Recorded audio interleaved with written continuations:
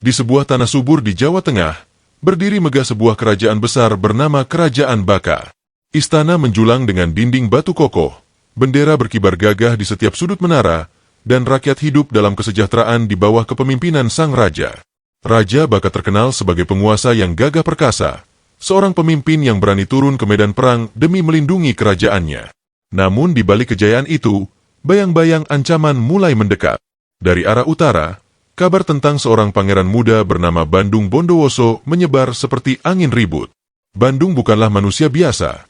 Ia seorang kesatria tangguh dengan kekuatan gaib yang membuat lawan-lawannya gentar bahkan sebelum pertempuran dimulai. Rakyat Baka mulai resah, dan udara kerajaan yang biasanya tenang kini diliputi kecemasan. Hari yang ditakuti pun tiba. Dentuman genderang perang menggema di udara, menandai datangnya pasukan Bandung Bondowoso yang mengepung kerajaan Baka. Pertempuran pecah dengan dahsyat. Langit malam dipenuhi cahaya obor dan nyala api, sementara suara teriakan prajurit bercampur dengan gemerincing senjata tajam. Anak panah berterbangan, menembus tubuh-tubuh para prajurit kerajaan. Tanah bergetar ketika makhluk-makhluk gaib, yang dipanggil Bondowoso dari alam lain, turut menyerbu. Pasukan Baka berjuang mati-matian, namun satu persatu mereka berguguran. Benteng yang selama ini menjadi kebanggaan rakyat hancur berkeping-keping, berubah menjadi ladang darah dan tangis. Di tengah kekacauan itu, Raja Baka sendiri turun ke medan laga. Dengan tombak emasnya, ia menghabisi banyak musuh. Namun kekuatan manusia, betapapun hebatnya, tak mampu menandingi keperkasaan seorang pangeran sakti yang dibantu ribuan makhluk gaib. Raja Baka akhirnya terdesak. Pertarungan sengit terjadi antara dirinya dan Bandung Bondowoso, dua sosok perkasa yang saling beradu tenaga dan jurus. Namun, takdir telah ditentukan. Dalam duel itu, Raja Baka gugur dengan tubuh roboh ke tanah, disambut teriakan duka para prajurit yang tersisa. Dengan kejatuhannya, runtuhlah kejayaan kerajaan. Istana yang dahulu penuh kemegahan kini menjadi saksi bisu kehancuran dan penderitaan. Kabar kematian Raja Baka cepat menyebar hingga ke dalam istana. Putrinya, Roro Jonggrang, mendengar langsung bahwa ayahandanya tewas di tangan musuh yang kini berdiri sebagai pemenang. Roro Jonggrang dikenal bukan hanya karena parasnya yang jelita, tetapi juga kecerdasannya yang tajam bak pisau. Meski hatinya hancur berkeping-keping, ia menutup rapat kesedihannya. Dari balik tirai istana, ia melihat sosok Bandung Bondowoso. Pangeran itu, dengan wajah keras dan mata penuh wibawa, justru menatapnya dengan tatapan berbeda, tatapan seorang pria yang terpesona. Hati Bondowoso yang dingin dan keras di medan perang mendadak luluh oleh pesona sang putri. Maka ia pun menyatakan niatnya untuk menjadikan Roro Jonggrang sebagai permaisuri. Namun, lamaran itu bagaikan pisau yang menusuk hati Roro Jonggrang. Bagaimana mungkin ia bisa menerima cinta dari laki yang telah merenggut nyawa ayahnya, menghancurkan kerajaannya, dan membawa duka bagi rakyatnya? Meski wajahnya tetap tersenyum tipis, dalam hatinya berkobar api dendam dan kebencian. Ia menunduk, menyembunyikan rasa muak dan marah, lalu berpikir cepat. Menolak terang-terangan akan sama saja dengan menantang maut, sebab Bandung Bondowoso bukanlah pria biasa. Ia sakti, berkuasa, dan tidak segan-segan membinasakan siapapun yang menentangnya. Namun menerima lamaran itu berarti mengkhianati darah ayahnya sendiri. Dalam kebimbangan itu, Roro Jonggrang merancang sebuah siasat licik. Ia akan mencari jalan agar tidak perlu menikahi Bondowoso, tapi juga tidak kehilangan nyawanya. Sebuah rencana besar pun mulai terbentuk di dalam pikirannya. Roro Jonggrang menimbang-nimbang siasat di dalam benaknya. Ia tahu benar siapa yang sedang dihadapinya. Bandung Bondowoso bukan hanya pangeran perkasa, tapi juga penguasa ilmu gaib yang menakutkan. Tidak ada jalan aman untuk menolak selain dengan tipu muslihat. Malam itu, saat pertemuan resmi digelar di aula istana yang kini dikuasai pasukan Bondowoso, Roro Jonggrang berdiri anggun dengan wajah tenang. Semua mata tertuju padanya. Dalam hatinya, ia berdoa agar rencana liciknya berhasil. Aku tidak bisa menolak begitu saja, tapi aku juga tidak bisa menyerahkan hidupku pada lelaki ini, batinnya.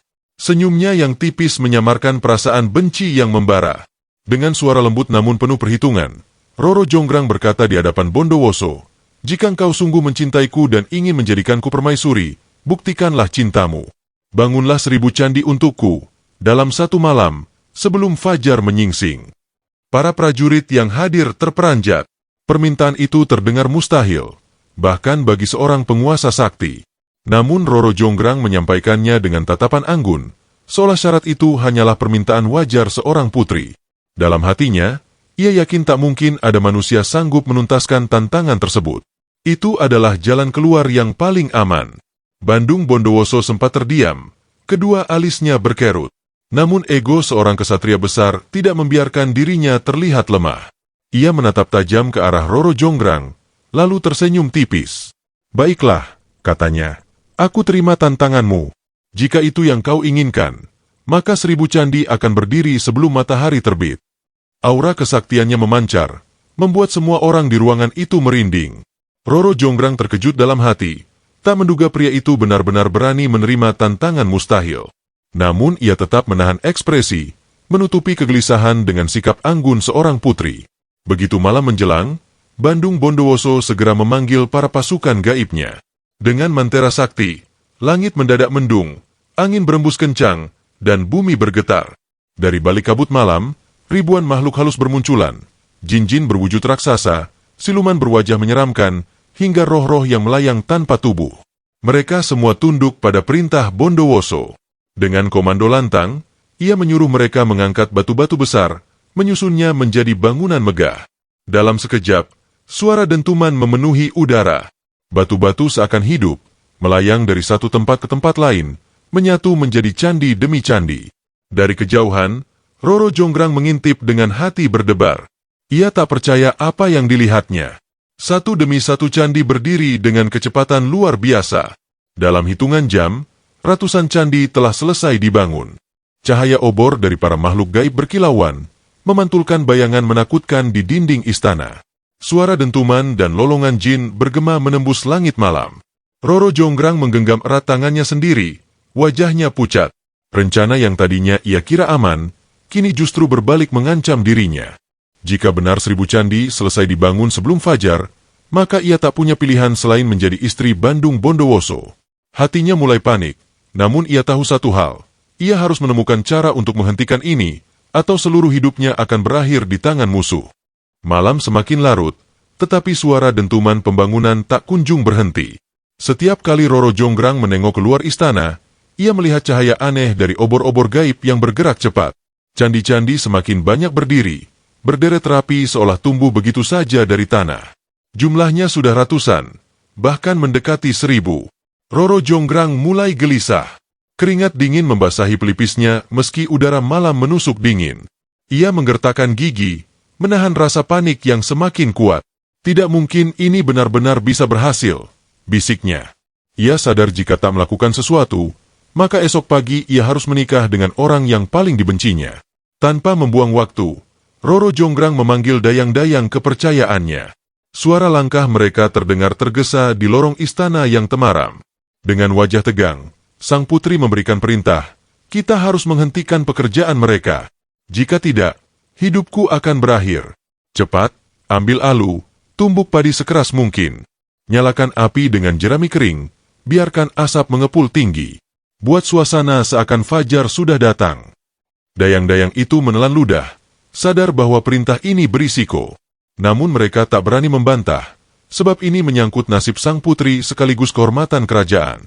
Maka malam itu, istana bakal dipenuhi suara tumbukan padi dan cahaya api yang berkobar. Tipu daya itu mulai bekerja. Kokok ayam terdengar bersahut-sahutan, tertipu oleh cahaya merah yang seakan berasal dari sinar mentari. Burung-burung di hutan pun berkicau, mengira pagi sudah tiba. Sementara itu, para jin dan makhluk halus yang tengah sibuk menyusun batu besar terhenti. Mereka saling berpandangan, gelisah, lalu bergumam dengan suara berat, "Hari sudah pagi, kita harus pergi."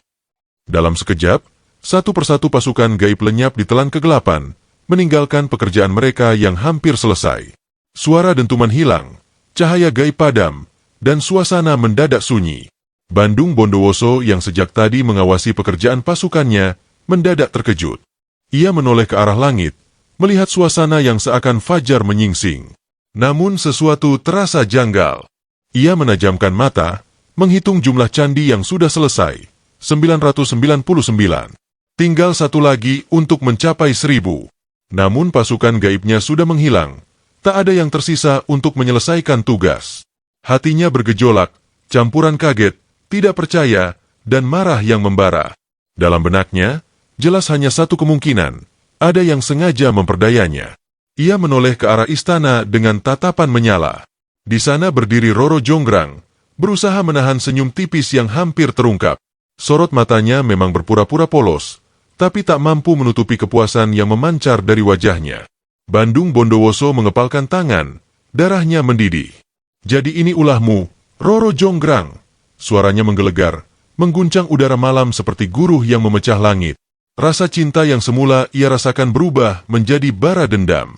Tubuhnya dipenuhi aura hitam pekat, tanda kemarahan yang tak terbendung lagi. Saat itu, Roro Jonggrang tahu ia telah membuka pintu menuju bencana besar. "Engkau telah menipuku, Roro Jonggrang!" teriak Bandung Bondowoso. Suaranya menggelegar seperti petir menyambar. Udaranya bergetar, membuat para prajurit gemetar ketakutan.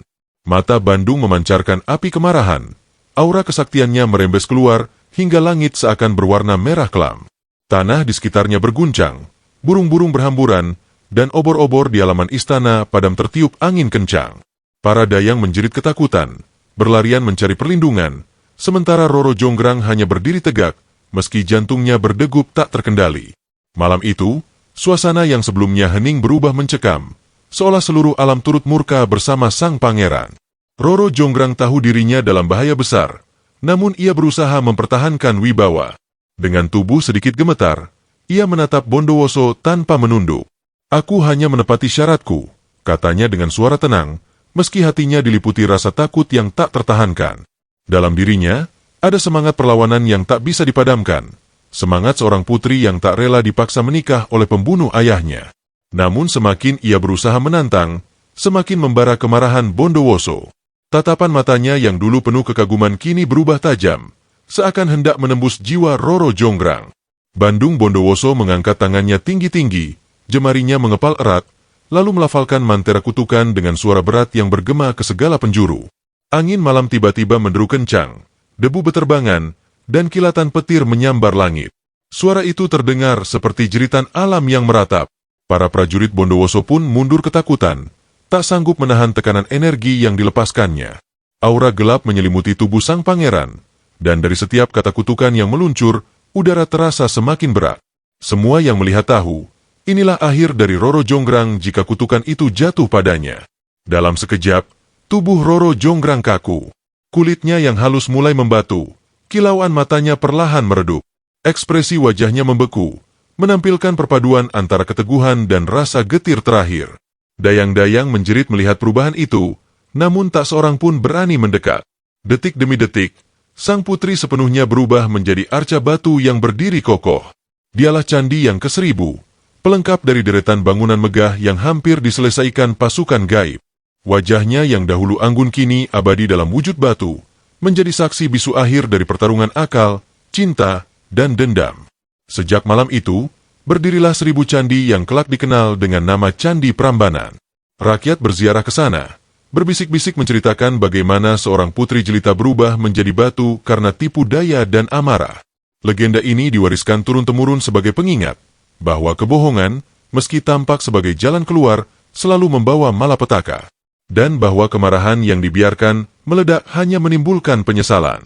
Bandung Bondowoso mungkin berhasil melengkapi candinya, tetapi ia kehilangan cinta yang seharusnya ia jaga. Hingga kini, Candi Roro Jonggrang berdiri, bukan hanya sebagai peninggalan sejarah, melainkan juga sebagai peringatan abadi tentang cinta, tipu daya, dan kutukan.